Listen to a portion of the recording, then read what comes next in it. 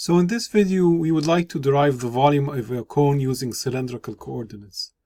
So assume we have a cone here. The base of the cone is a circle that has a radius of a, and the height of the cone is h. So in cylindrical coordinates, if we have a point in the three-dimensional space, if we project that point down onto the xy axis, then the line connecting the origin to the projection makes an angle phi with the x-axis, and the distance from the origin to that point is r. So those are the first two dimensions, r, phi, and the third dimension is just the height of the point above the xy plane. So that's the third dimension, z. So in cylindrical coordinates, so we have the dimensions r, phi, and z. The length elements for integration are, for r we have the infinitesimal length dr, for z it is dz, and for an increase of phi by a value d phi, we get a length element of r d phi, and we will show that in a different video. The product of these three together is going to give us the volume element in cylindrical coordinates. So dv equals r dr dz d phi. Now the volume of our cone is going to be the integral of this volume element, which is going to equal the triple integral of r dr dz d phi. Now we need to figure out what are the limits of the integration for each of these coordinates. Now if we have a cone here, let's draw our cone in the three-dimensional space. Let's have it centered so that the axis of the cone is the z-axis. So if we have our element, let's say, inside of the cone, which has a certain angle phi, we need to be able to sweep phi for the entire 360 degrees in order to cover all the portions of the cone. So for our coordinate phi, the limits of the integration are going to be 0 to 2 pi.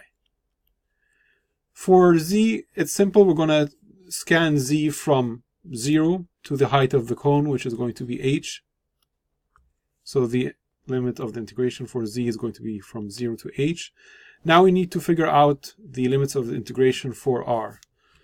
So let's draw this again. Let's enlarge this a little bit. And let's say this is our axis here. So r is going to change from 0, and we're going to have to scan it all the way up to the edge of the cone. But that edge of the cone differs depending on which height we're at. So at the base here, there's only one value for r. But as you move up until h, you'll see that at the top here, we need to scan r from 0 all the way up to a, which is the radius of the base of the cone. And in between here, we'll get somewhere in between 0 and a. So if we have our cone and make a slice in the cone with a plane, we'll get a triangle. We'll get actually two triangles. We'll just look at one half of those. So the top of the triangle is actually the base of our cone, and this is supposed to be the center of the cone. So the length from here to here is just the radius of our of the base, which is a, and the height is the height of our cone, which is h. And let's take an arbitrary height z. So this height is the height z, which is from the base of the cone to an arbitrary height. We'll call it z. And here is our radius. So the radius at the height of this cone, we need to figure out how to change r at the specific height. It's going to change from 0 up to a certain value. We need to figure out what that value is. So if I call this small angle alpha, and we look at this big triangle, tan alpha equals A divided by h, which is the height of the cone. But if you look at the small here, these are right angle triangles here.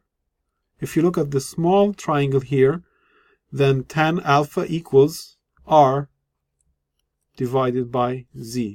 That's looking at this small right angle triangle. The opposite side is r, and the side here has a value of equal to z. So here we've established a relation between r and z, and that relation is r equals a over h, both which are constants, times z. So let's see if this makes sense or not. So let's write this here on the side. R equals a over h times z. So when z equals h, r equals a over h times h, which equals a, which is what we said before here. At the height of the cone, we have to scan r from 0 all the way up to a, but at z equals 0, then r equals 0, which means we just the limit of the integration is going to be 0. So we can write now the limits of the integration for r is going to be from 0 up to this value here, a over h times z. So it's a function of z. So a over h times z. So let's do this integral. First of all, we have the integral over phi is not dependent on r or z, so it's just integral of 0 to 2 pi d phi. And then we have the integral over z. We're going to do that last, from integral from 0 to h. And then the integral of r dr, that's going to be r squared divided by 2, and the limits of the integration are from 0 to a over h times z, and that is equal to dz. The integral from 0 to 2 pi of d phi is just equal to 2 pi, so v equals 2 pi times. We need to substitute the limits of the integration, so for integral from 0 to h. R squared, when we plug in the upper value, it's going to be a squared over h squared times z squared, and there's 1/2 minus 0 dz. So that equals 2 pi. I'll take out the constants, so we have 1/2 h squared, and we're left the integral from 0 to h z squared dz. The 2 will cancel with the 2, so v equals pi a squared over h squared.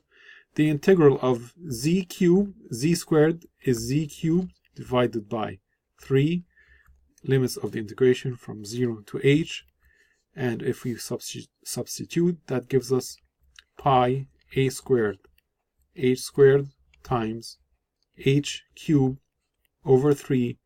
The square will cancel out 2 of these, and we're left with v equals 1/3 pi a squared times h. Now, if you recall, if we had a cylinder and the base of the cylinder had a radius of a and had a height of h, the volume of the cylinder would have been pi a squared times h. So if we would put our cone inside of the cylinder, you can see that the volume of the cylinder is just 1/3 of the volume of the cylinder that it fits inside.